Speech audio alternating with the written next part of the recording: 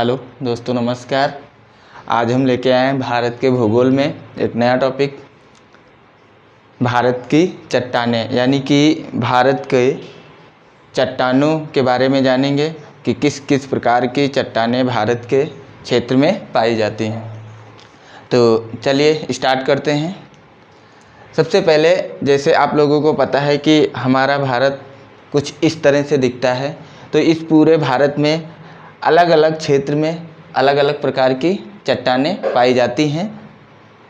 यहाँ पे कुछ चट्टानों के विकसित होने के क्रम दिए गए हैं, ठीक है, चट्टानों के प्रकार दिए गए हैं। जैसे सबसे पहले नंबर 1 पे मैंने लिखा हुआ है आर्कियन क्रम की चट्टानें, यानी कि आर्कियन चट्टानें। तो ये चट्टानें जो हैं, सब जब पृथ्वी का डेवलपमेंट हो रहा था, जब पृथ्वी ठंडी हो रही थी, तब सबसे पहले कौन सी चट्टानें बनी थी? आर्कियन क्रम की चट्टानें विकसित हुई थी। तो अगर जो आपसे क्वेश्चन पूछता है कि सबसे पुरानी चट्टानें कौन सी हैं, तो आप बताएंगे आर्कियन क्रम की चट्टानें। तो आर्कियन क्रम की चट्टानें सबसे पुरानी चट्टानें हैं और ये बेसिकली बुंदेलखंड के क्षेत्र में पाई जाती हैं। अब बुंदेलखंड क्षेत्र आपके नक्शे में कहाँ पे पड़ता है? तो बुंदेलखंड का क्षेत्र आपका ये नक्शे में पड़ता है, ठीक है। ये आपको मैं अगर जो नक्शे में दिखाऊं भारत के नक्शे में, तो ये वाला जो क्षेत्र है आप लोगों को दिखाई दे रहा होगा, ये वाला जो क्षेत्र है ये बुंदेलखंड का क्षेत्र है। तो भारत का आप फिजिकल मैप देखेंगे तो बीचों बीच में यहाँ यूपी और उसको क्या कहते हैं, एमपी के बॉर्डर वाला जो क्षेत्र है वो आपका बुंदेलखंड क्षेत्र लगता है। तो वहाँ पे ये आर्कियन क्रम की चट्टानें पाई जाती हैं। सेकेंड नंबर की बात आती है धारवाड़ क्रम की चट्टानें, यानी कि इन चट्टानों के विकसित होने के बाद में जो सेकेंड नंबर की चट्टानें बनी वो धारवाड़ क्रम की चट्टानें थी। तो धारवाड़ की क्रम की चट्टानें जो बेसिकली इसको क्या कहते हैं पाई जाती हैं, ये कर्नाटक में एक ज़िला पड़ता है धारवाड़, ठीक है। तो कर्नाटक के धारवाड़ और बेल्लारी में ये धारवाड़ क्रम की चट्टानें पाई जाती हैं। इसीलिए इसको क्या कहते हैं, आपको कर्नाटक में एक धारवाड़ ज़िला है, तो धारवाड़ ज़िले में सबसे पहले इस प्रकार की चट्टानों की खोज हुई, इसलिए इनका नाम पड़ गया धारवाड़ क्रम की चट्टानें। ये कर्नाटक के बेल्लारी और धारवाड़ और कुछ क्षेत्र आपका राजस्थान में अरावली क्षेत्र जो है, वहाँ पे भी धारवाड़ क्रम की चट्टानें पाई जाती हैं। तो धारवाड़ क्रम की चट्टानें कहाँ कहाँ पाई जाती हैं? आपकी राजस्थान के अरावली क्षेत्र में और कर्नाटक के बेल्लारी और धारवाड़ डिस्ट्रिक्ट में।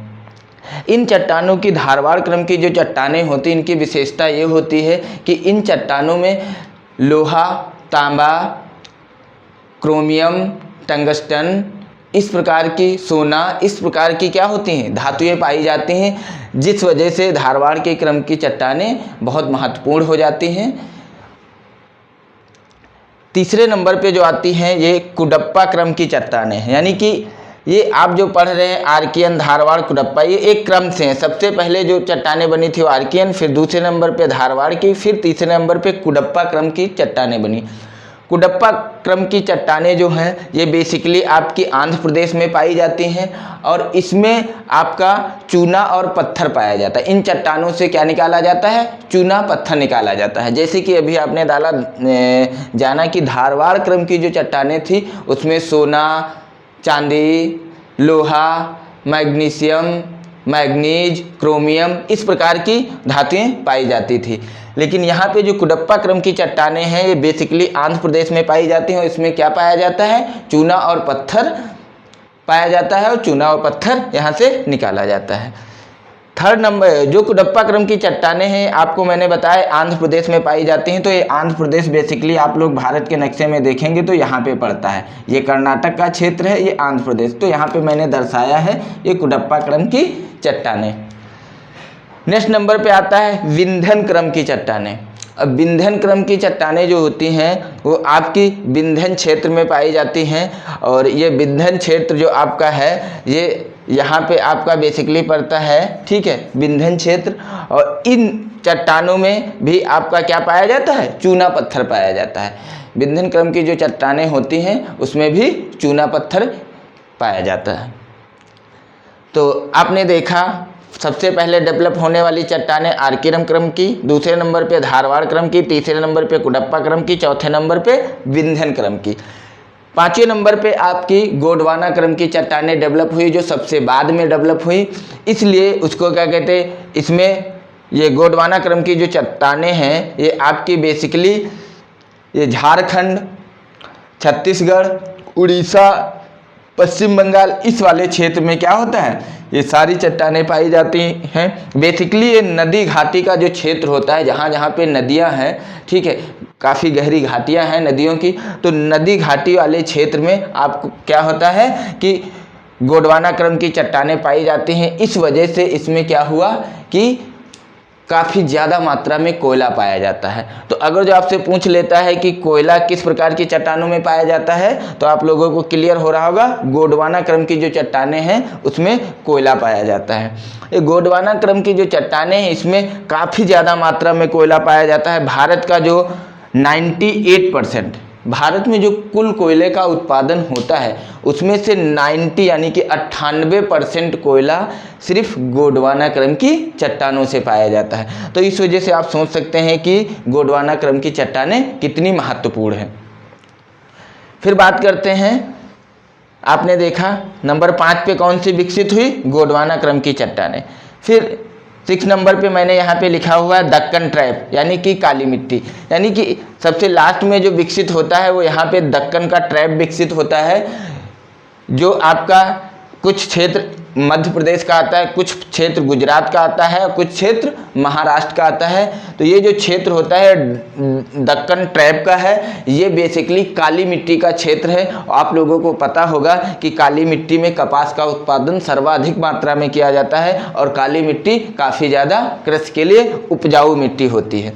तो यहाँ पे आपने बेसिकली देखा कि जो हमारे भारत में जो हमारी भूमि है उसमें अलग अलग क्षेत्र में अलग अलग प्रकार की चट्टानें पाई जाती हैं। तो इन चट्टानों का क्रम वाइज कैसे विकास हुआ, यानी कि सबसे पहले चट्टान कौन सी विकसित हुई, फिर सेकंड नंबर पे कौन सी हुई, थर्ड नंबर पे तो आर्कियन क्रम की सबसे पुरानी चट्टानें, दूसरे नंबर पे धारवाड़ क्रम की चट्टानें, तीसरे नंबर पे कुडप्पा क्रम की चट्टानें, चौथे नंबर पे विंध्यन क्रम की चट्टानें, पाँचवें नंबर पे गोंडवाना क्रम की चट्टानें, फिर आपका दक्कन ट्रैप विकसित होता है। तो बेसिकली आप लोगों ने ये चीज़ें यहाँ पे देखी। अब देखते हैं कि यहाँ पे जैसे आर्कियन क्रम की चट्टानें हैं, जब पृथ्वी हमारी, ठीक है, पृथ्वी क्या थी, जब पृथ्वी ठंडी हो रही थी, आप लोगों को पता होगा कि जब पृथ्वी का उसको क्या कहते हैं डेवलपमेंट हो रहा था, पृथ्वी का विकास हो रहा था, तो पृथ्वी पहले क्या थी, आग का गोला थी, यानी कि बहुत गर्म थी। ये आप लोगों को जब हम पृथ्वी का विकास पढ़ाएंगे कैसे पृथ्वी बनी, ठीक है, तो इसमें हम आप लोगों को सारी चीज़ें क्लियर करेंगे कि पृथ्वी को अलग अलग वैज्ञानिकों ने किस किस प्रकार से बताया कि पृथ्वी का विकास हुआ। तो पृथ्वी क्या थी, जब बहुत गर्म थी, तो जब पृथ्वी धीरे धीरे ठंडी होने लगी, तो ठंडी हुई तो सबसे पहले जो चट्टानें बनी वो आर्कियन क्रम की चट्टानें बनी, जो काफ़ी ज़्यादा उसको क्या कहते पुरानी चट्टानें हैं। तो आज के समय तक वो क्या हो गई हैं, काफ़ी ज़्यादा कठोर हो गई हैं, ठीक है।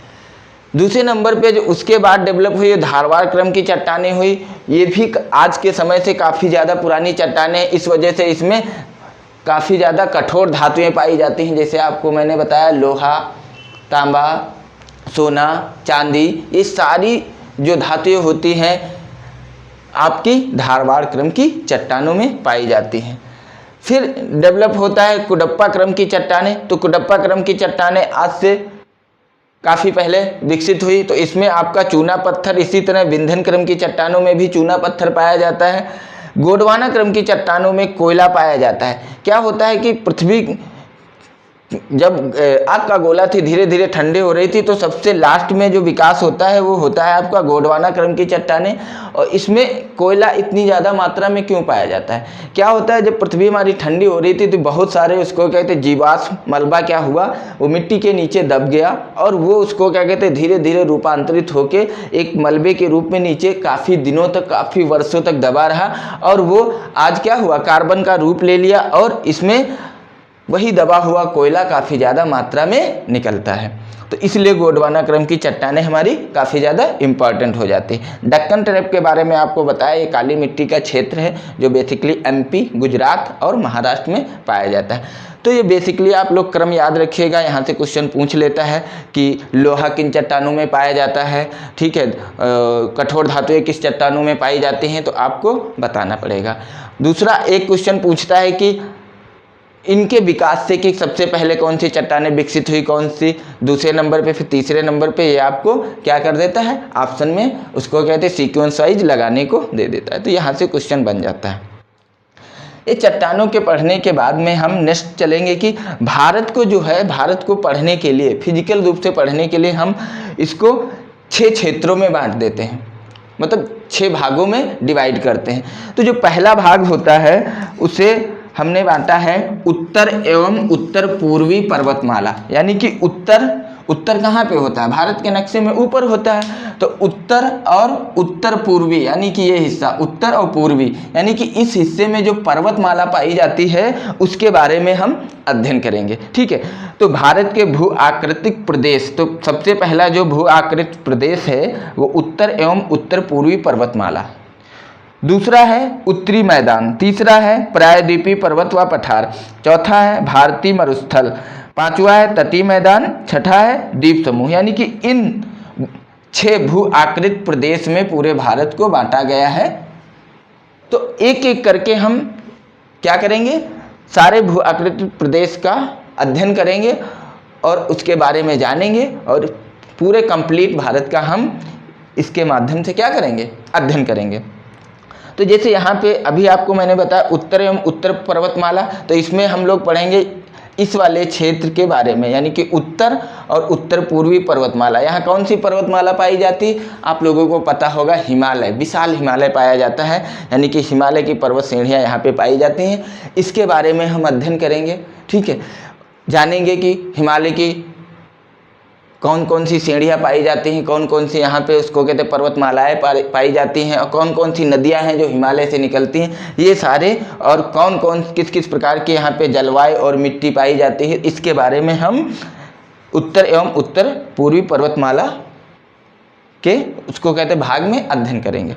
नेक्स्ट आता है उत्तरी मैदान। अब उत्तरी मैदान क्या होता है, जो आपके ऊपर से हिमालय से नदियाँ निकली वो यहाँ आपके क्या हुआ, उत्तर प्रदेश, पंजाब, हरियाणा, बिहार होते हुए आपके क्या होते हैं, पश्चिम बंगाल से जाते हुए आपकी बंगाल की खाड़ी में ये नदियाँ गिरती हैं। तो ये नदियाँ क्या करती हैं, हिमालय के ऊपरी क्षेत्र से बहुत सारी मिट्टी बहाकर लाती हैं, जिससे ये विशाल मैदान तैयार हुआ है।